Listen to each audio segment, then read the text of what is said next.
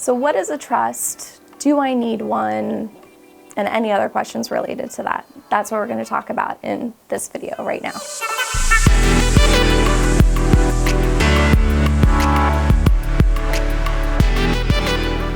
Hi again, I'm Pantea Fozouni with Palm Desert Law Group, and last week we talked about the basics of estate planning in terms of what are the documents that every adult needs. Just to recap, we talked about advanced healthcare directives, we talked about powers of attorney, and we talked about a basic will. But I also mentioned that if you have any type of assets, if you have a house, if you have retirement accounts, bank accounts, any significant assets, then it's actually important not just to have just those bare basic documents, but also to consider whether or not you need to create a trust as well. Trusts are great things. The primary benefit of a trust is to avoid probate. Now, some people know what probate is, a lot of people don't. A lot of people, all they know about it is that it's bad and we want to avoid it. And I have to say, for most people, I totally agree. So I want to tell you quickly about probate, then we'll go back into trust, because you have to understand why we want to avoid probate so you understand what the benefits of the trust are.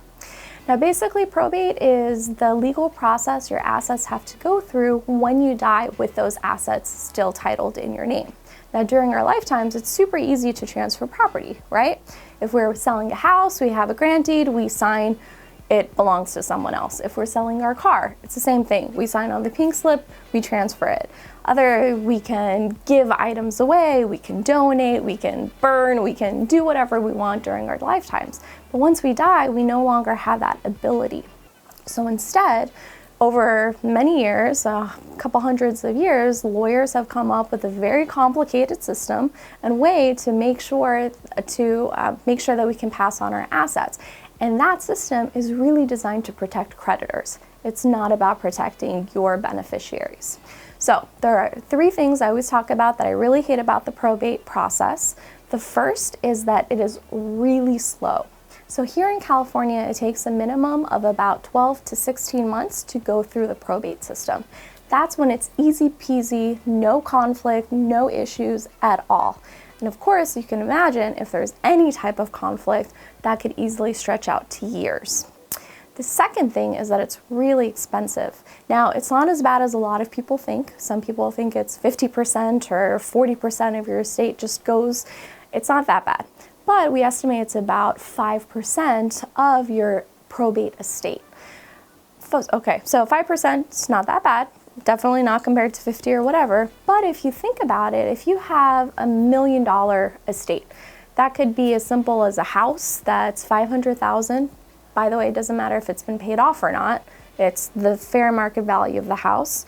You can have some bank accounts, you can have some investment accounts, couple cars, vehicles. It's very easy to get to that number. If we're talking $1 million, we're talking about $50,000 in costs alone.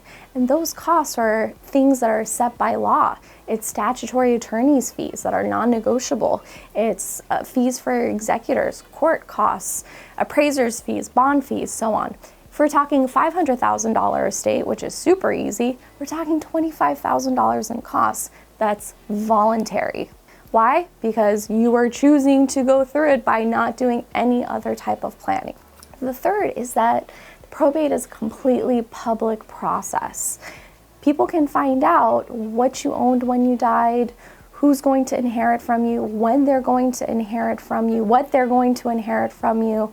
And unfortunately, there are people out there who really, that's what they do. They look for vulnerable people.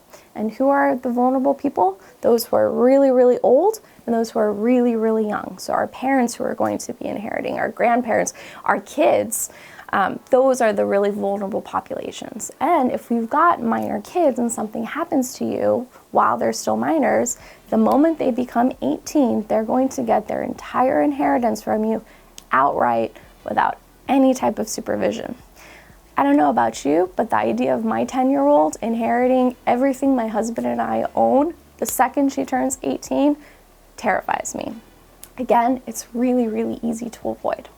So now that we know what probate is, you've got a little taste of that and why it's awful, now we can talk about trusts. So with trusts, the beautiful thing about it is that you can avoid all of those bad things. It can go as fast or as slow as the person you pick wants it to go. Instead of it costing 5%, so whatever that 5% is for your estate, it's typically a few $1,000s for a foundational estate plan that includes a trust, but saves your family tens, if not hundreds of thousands, as well as the time and everything else we talked about. And instead of it being completely public, it can be settled in the privacy of your attorney's office. If you've got a really, really good CPA, but I definitely recommend an attorney, it can be done that way. So those are the reasons why I love trusts. There's also a lot of really great wrinkles we can do. We can make sure that your beneficiaries don't inherit everything when they're 18. We can pick different ages for them to start inheriting pieces of their inheritance. Plus, we can do something that's even better. We can make sure that they get their inheritance in a way that's protected from their creditors, their lawsuits, any future ex-spouses that they may have. Since we're in California, it's a community property state.